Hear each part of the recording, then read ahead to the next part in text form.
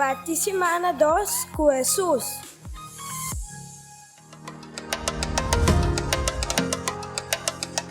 Nesta parte semana com 2 Timoteo 1, versículo 7 até 12. A sobra Deus não aduna-nos espírito de covardia, pero de poder, amor e domínio próprio. Que men, não mester tem vergüenza de testiguar a favor de nosso Senhor, ou de hecho com amita prisioneiro para sua causa. Al contrário, aceitar com força de Deus o parte de sofrimento com a consequência de predicamento de boa notícia.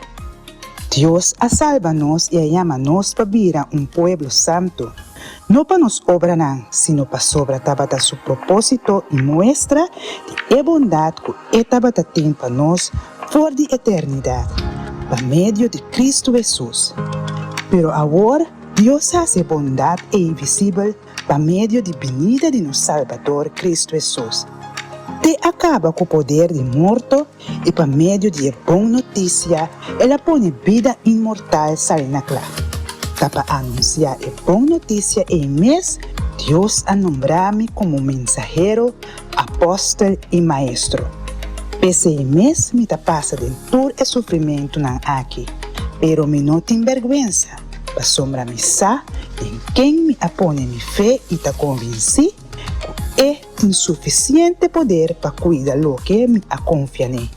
Terriba é dia que Cristo Jesus vem back.